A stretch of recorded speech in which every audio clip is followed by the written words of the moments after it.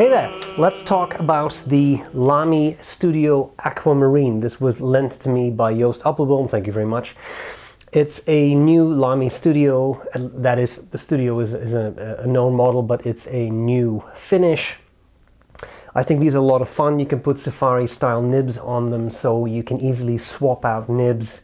It's relatively affordable, and I'll talk to you about all the parts of the pen. So I will cover the parts of the pen, then I'll do a writing sample, and then I'll tell you what I like about it and what I don't like about it. Let's get started.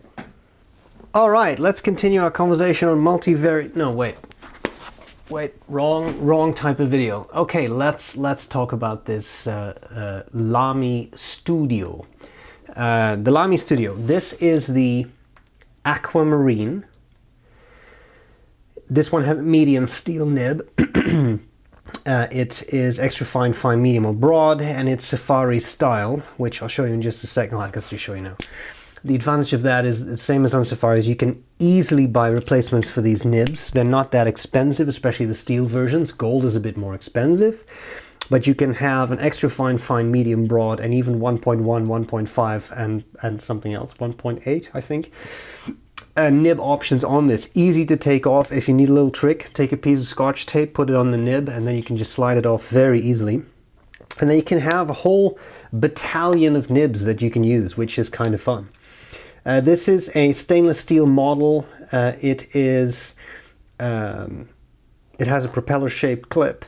These are nice pens, affordable pens, and they continuously come out with new colors, which I think is very nice, makes them quite collectible and relatively affordable. They come in this box. This box is wrapped in the paper still, and because I will return this pen to Joost, I'll carefully leave that on there. The boxes for these pens, nice and simple. You get the little pen condom, you get this thing that goes on the clip showing you it's a medium nib, Aquamarine it says, Lamy design, made in Germany. Folds open, you see the whole lineup of all the pens they have, which is kind of fun. I think I just hit my microphone, I'm sorry for that. And that's pretty much it. I'm just putting all the garbage back in and get rid of it. And then let's look at this pen. So the Aquamarine, I think this is a very nice finish. It's very attractive. I think I think you can it almost feels a little textured, which is nice. It's not a mirror finish. I happen to have another Studio here which does have, it's the piano black, which clearly has that mirror finish, and I kind of like this one does not. I think it's a very attractive finish. Okay, these pens retail for €53.19. That's without VAT.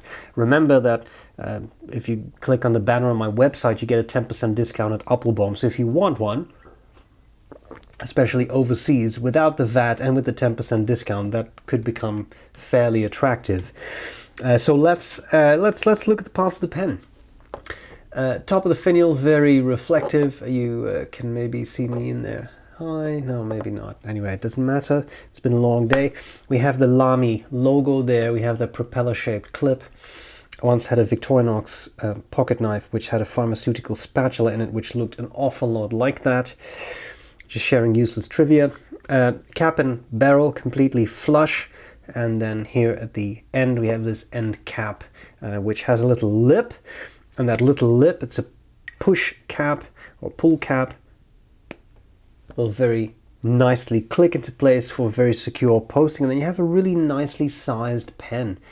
Even without it posted, I think it's a nice size. You do get that nice mirror finish on the section. I think it's nice. Metal sections are not for everyone. Certainly with a bit of sweat that might become slippery, and that's a reason that a lot of people don't like metal sections.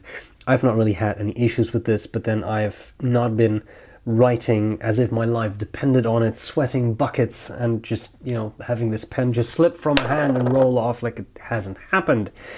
Now, this pen did not come with a converter. It did come with a Lamy cartridge. Lamy cartridges are quite nice because they capture a bit of emergency ink in the end there. Once this runs out, you kind of flick it with your finger and as you can see, this ink is going in there. I have now destroyed my emergency supply, but I live on the edge, and just like I'm assuming I won't be writing with this sweating buckets, I'm assuming I will not be relying on this in a life and death situation and require that bit of ink. Okay, so here we have the pen. Like I said, it's the Lamy Safari style steel nib. You can upgrade them to gold. They are available for separate purchase as well. They're not cheap because they're gold nibs. I will say they look like this. They just have a little gold rim in the center between the end of the, wow, how do I describe that? The center of the two tines have a strip of gold in it, and those are very nice nibs. Very, very nice. And then this Lamy feed, which I'm fairly neutral towards. Okay, let's see if we can make this pen right. Here we go. I will post it for this endeavor. We have here the Lamy Studio. I guess that's a Q now. That was supposed to be an A. You just always cover it up. This is my new A. Aquamarine. I don't know what's going on here. This is the Aquamarine. It's a new pen I've worked on with Lamy. This is a medium nib, and this is just a Lamy Blau. It's just the cartridge that came with the pen. It's just their washable blue. It's a pleasant nib. I kind of like these nibs. I think the biggest issue with them that I hear or read about online is the inconsistency. So you can buy an extra fine and then it may write like a medium. You can buy a medium that writes like a fine. This medium looks like a pretty true medium to me. But I suppose you don't really know what you get. Now, I'm sure that with inflation and time passing, the prices have gone up. There was a time you could buy these steel nibs for $5 a piece. I'm sure that is more now, but even so, it is still, it will not cost you an arm and a leg to buy a replacement nib for these pens. So if you really don't like it, of course, you talk to the person who sold it to you. They might be able to swap the nib for you, but you can purchase for not too much money a broad nib or an extra fine nib and just swap them around as you see fit. The pen kept up fairly well with fast writing. Lamy Blue I found to be a little bit on the dry side, but it certainly kept up nicely here. Well-tuned nib, not too wet, not too dry. I think it's a pretty fun nib to try out. I will say I found these to be pretty rigid. They're not advertised as flex nibs either, but just keep that in mind. I wouldn't expect too much in ways of line variation. And when it comes to upside down, reverse writing, as you can see, it runs dry fairly quickly, but you can probably get away with a couple of words, or for that now probably $10–15, you could also buy an extra fine nib and put that on. You can even carry them around and swap them out dynamically on the spot. Okay, this is the Aquamarine. I think it's a very nice finish. So let's switch to likes and dislikes. Let's do it now.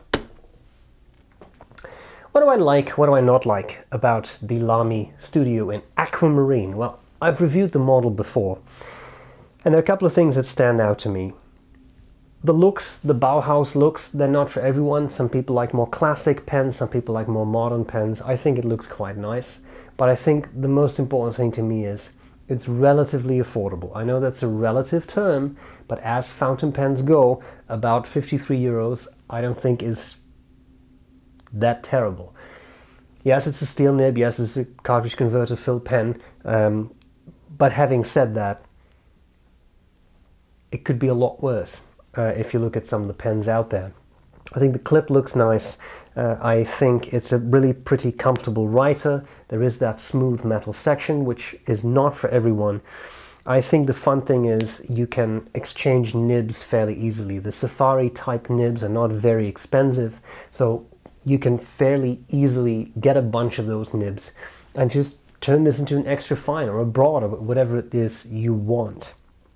It's a good writer, it's comfortable, solid writer. I've had no issues with it, no skips, no hard starts.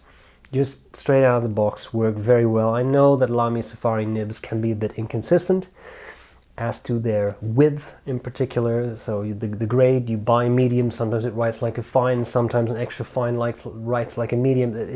That's a bit inconsistent. Having said this is a medium. It seemed pretty true to a medium. I think it's all very nice. So relatively affordable, fun, collectible, because they have all these different finishes, just like with the Safari and the All-Stars. I think it's nice. Dislikes, not many. What I will say is 53 euros, that's not nothing. I know I've just touted it as relatively affordable, but it's not nothing, and at that price I would kind of expect a converter to be included. I don't think that is too much to ask for. It's just a converter.